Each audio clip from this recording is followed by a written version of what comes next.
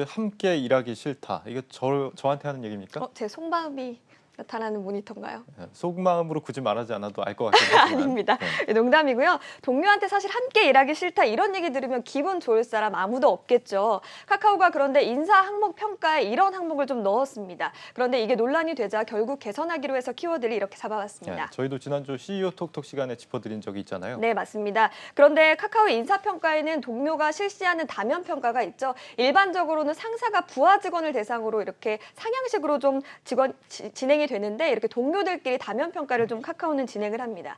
카카오는 여기에 이 사람과 일하고 싶냐 뭐 이런 질문을 넣었고요. 이렇게 나온 결과를 직접적으로 나랑 일하기 싫은 사람 몇 % 이런 식으로 좀 통보를 한 겁니다. 이런 인사평가에 괴로워하던 한 카카오 직원이 익명 커뮤니티죠. 블라인드에 왕따는 안 된다 이런 식으로 유서영식의 글을 올려서 더욱더 논란이 된 바가 있습니다. 네, 카카오에서 이와 관련한 사내 간담회를 열었죠. 어떻게 됐습니까? 네, 맞습니다. 여민수 조수용 공동대표가 직접 참여를 한 만큼 조금 상황이 심각했다 이렇게 보이는데요. 간담회에서는 심리적인 안정감을 주고 또 긍정적인 인식을 주는 방향으로 제도를 개선하겠다 이렇게 밝혔습니다. 다시 말해서 제도를 아예 폐지하지는 않고 표현 방식을 바꾸겠다는 건데요.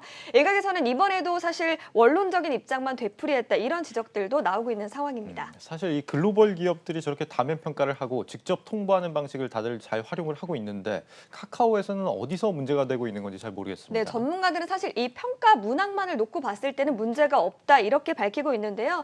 한 인사 담당자는 뭐 함께 일하기 싫다 이런 표현들이 일반적으로 많은 기업에서 좀 채택하고 있는 표현이라고 합니다. 사실 약간 좀 인신공격적으로 들리는 부분도 없진 않아요. 네. 그런데 이런 문항 때문에 근로감독 청원까지 올라간 상황이라고 하는데 문제가 그러면 어디에 있다라고 이렇게 예상이 되고 있죠? 네, 앵커가 말씀하신 대로 질문이 다소 직설적일 수가 있고 또 그 결과를 직원들에게 직접적으로 단순하게 통보한 것 자체가 좀 잘못됐다 이런 평가가 나오고 있습니다.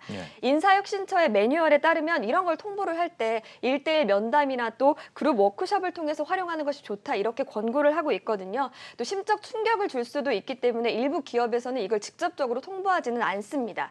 일례로 같은 업계의 네이버 역시 함께 일하고 싶은 동료가 있나요? 이런 평가 문항이 있고요. NHN도 동료에게 긍정적인 자극을 줄 정도로 열정적으로 일했나요? 등의 질문이 있다고 하는데요. 다만 이 질문을 큰 카테고리에서의 결과를 제공을 하기 때문에 이게 좀 다소 차이점이라고 볼 수가 있겠습니다. 텍스트로 결과를 통보하지 말고 가급적이면 따뜻하게 말로 소통하는 이런 노력이 필요하지 않을까 싶은 생각이 듭니다. 네. 아직까지 한국에서는 이런 방식을 쓰는 기업들이 그렇게 많지는 않은 것 같아요. 네, 주로 빅테크, IT 기업들이 많은데요. 이 국내 IT 기업들이 사실 미국 구글 같은 회사들을 좀 따라잡기 위해서 이걸 좀 도입해 와서 문제가 됐다 이런 지적들도 좀 있습니다. 구글은 동료 평가를 승진이나 해고에 반영하는 것으로 알려지고 있는데 이게 한국의 조직적인 어떤 문화와는 좀 맞지 않는다 이런 지적들이 있는 거죠. 카카오는 뭐 개선책에 대한 여지를 남겼지만 이와 관련한 여지는 계속될 것으로 좀 풀이가 됩니다. 네, 이 기자도 앞으로 불만 있으면 이런 키워드 말고 직접 말로 소통을. 따뜻하게 하기 네. 바랍니다.